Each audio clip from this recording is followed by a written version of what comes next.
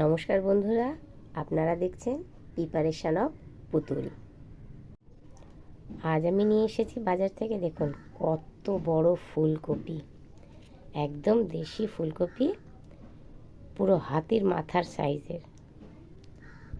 আমি আজ দেখাবো ফুলকপি দিয়ে রুই মাছের ঝোল, সঙ্গে থাকবে আলু।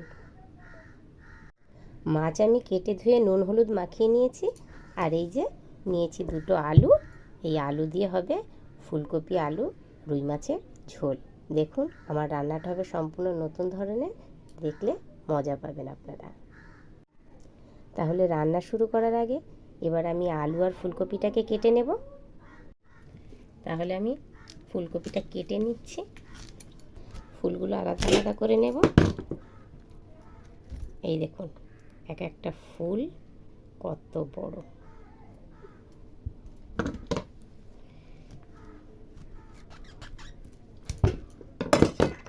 দেখুন কত বড় বড় এক একটা ফুল।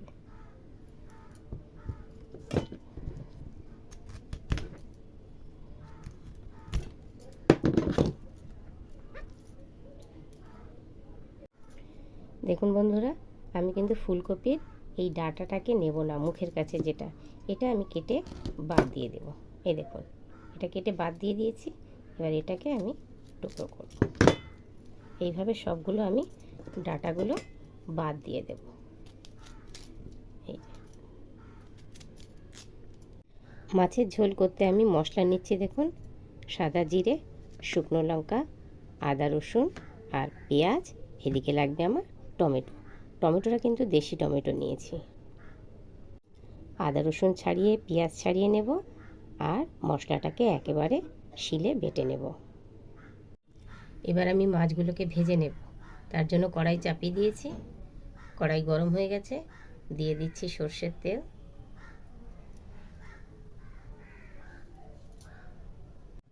তেল গরম হয়ে গেছে, এবার আমি তেলের মধ্যে মাছগুলোকে ছেড়ে দেব, ভেজে নেব।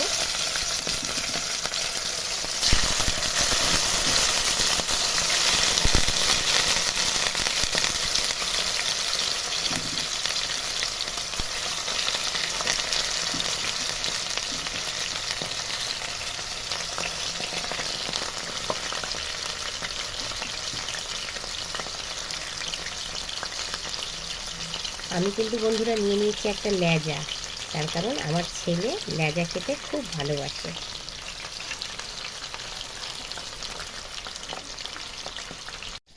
দেখুন অন্যদিকে আর একটা কড়াই বসিয়ে দিয়েছি, তার মধ্যে দিয়ে দিয়েছি জল। জলে দিয়ে দিচ্ছি লবণ। এই জলটাতেই আমি দিয়ে দেব কেটে রাখা ফুলকপিগুলো। এইভাবে জল গরমের মধ্যে ফুলকপি দিলে ভাপানোটাও হয়ে যায় হালকা, আর কোনো পোকামাকড় থাকলে সেটাও মরে যায়। এটাকে ভালো করে নাড়িয়ে দিয়ে আমি একটু ঢাকা দিয়ে দেব। বেশিক্ষণ রাখবো না, অল্প একটু সময় রাখবো, তারপরেই তুলে নেব, যেন পুরো সেদ্ধ না হয়ে যায়। এদিকে কিন্তু মাছ ভাজা এক পাশ হয়ে গেছে, এবার আমি উল্টে দেব।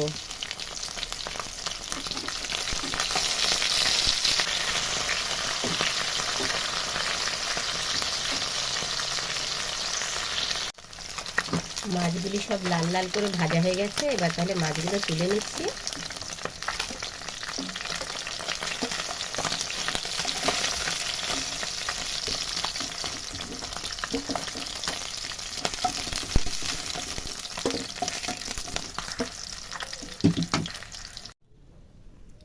দেখুন মাছ ভাজা কমপ্লিট। এবার ফুলকপিটার ঢাকা খুলে দিচ্ছি। এবার এগুলো তুলে নেব। দেখুন পুরো সেদ্ধ হয়নি, অথচ ভাপানো হয়ে গেল আর জীবাণুমুক্ত হয়ে গেল।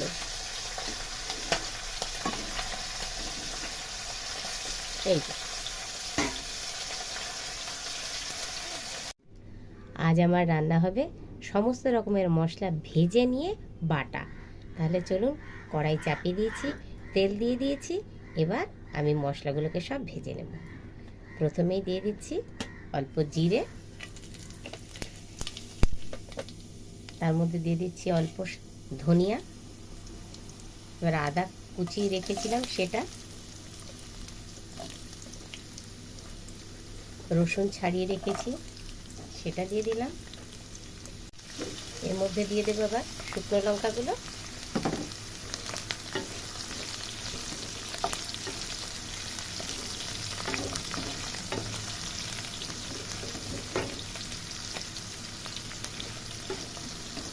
শুকনো লঙ্কা একটু রং আসলে তারপরে দেব আমি পেঁয়াজটা।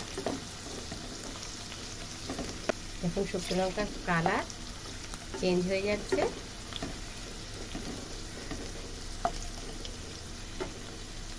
এর মধ্যে এবার আমি দিয়ে দিচ্ছি পেঁয়াজ। পেঁয়াজটাকে একটু বড় বড় করে কেটেছি।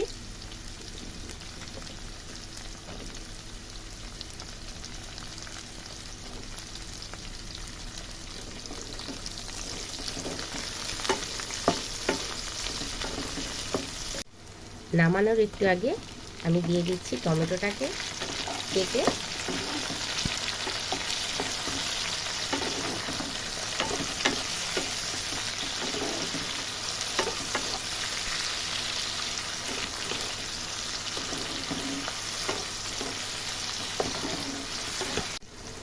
দেখুন মশলার আমার কালার পরিবর্তন হয়ে গেছে। এবার আমি মশলাটাকে তুলে নেব। তুলে নিয়ে আজকে আমি মিক্সিতে এই মশলাটাকে পেস্ট করে নেব। ফুলকপিটাকে ভাজার জন্য আমি একটা ব্যাটার তৈরি করব। তার জন্য নিয়ে নিচ্ছি কর্নফ্লাওয়ার অল্প, এতে দিয়ে দেব আমি লবণ, দেব হলুদ আর বেটে রাখা মশলা।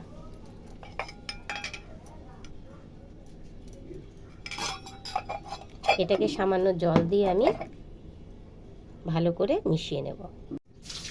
দেখুন ব্যাটার আমার কমপ্লিট।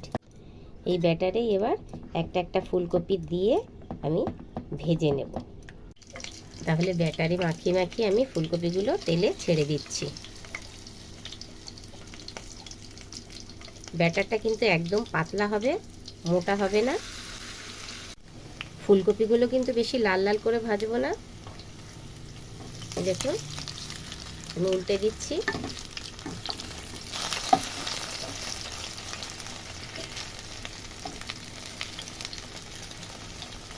ফুলকপি ভাজা হয়ে গেছে, এবার আমি তুলে নিচ্ছি।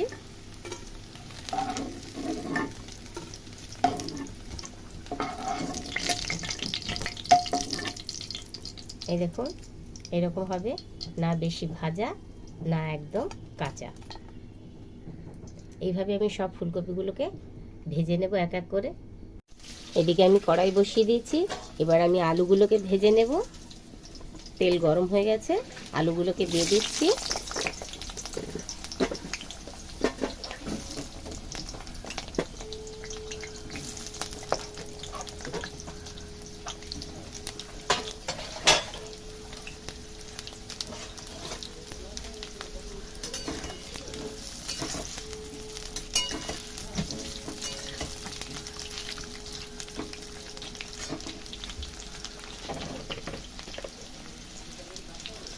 এতে সামান্য লবণ দিচ্ছি আর দিয়ে দিচ্ছি অল্প হলুদ। আলুগুলো আমি লাল লাল করে ভেজে তুলে নেব। আলুগুলো একদম লাল লাল করে ভাজা হয়ে গেছে, এবার আমি এগুলোকে তুলে নিচ্ছি।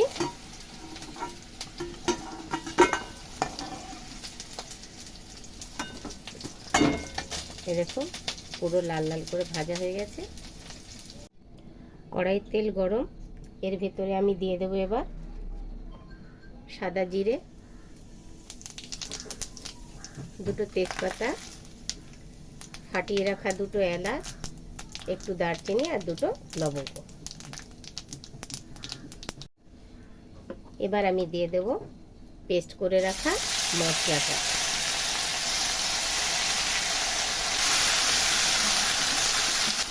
মশলাটা কিন্তু এমনি ভাজা রয়েছে, বেশি কষাতে হয় না এইভাবে ভেজে নিলে। এবার আমি দিয়ে দেব এতে হলুদ আর দেব লবণ। লবণটা দেবো পরিমাণে কম, তার কারণ ফুলকপি ভাজাতেও আমি দিয়ে দিয়েছি লবণ, আর আলু ভাজাতেও দিয়ে দিয়েছি লবণ।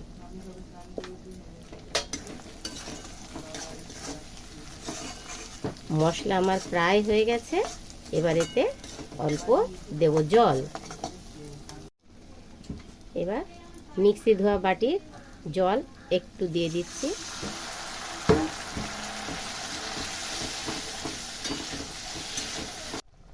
মশলা কমপ্লিট হয়ে গেছে, এবার এর মধ্যে দিয়ে দেব ভেজে রাখা আলু আর ফুলকপি। প্রথমে দিয়ে দিচ্ছি ফুলকপিগুলো,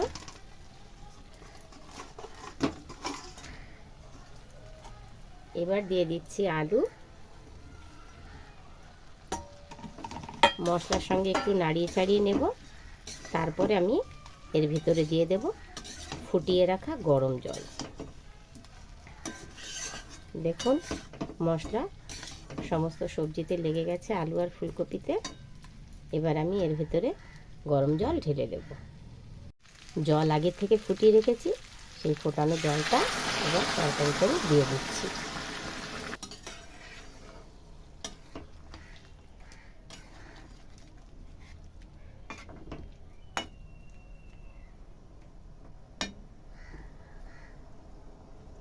এবার আমি খানিকক্ষণের জন্য ঢাকা দিয়ে দেব। এবার ঢাকাটাকে খুলে দেখব। এবার দিয়ে দেব এক এক করে মাছগুলি।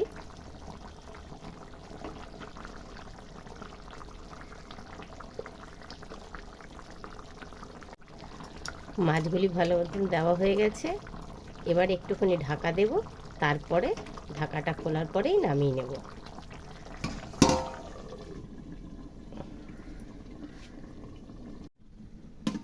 আবার ঢাকনাটা খুলে দেখছি, তাহলে ফুলকপির তরকারি আমার কমপ্লিট। এবার এর ওপর দিয়ে সামান্য ধনেপাতা ছড়িয়ে দেব।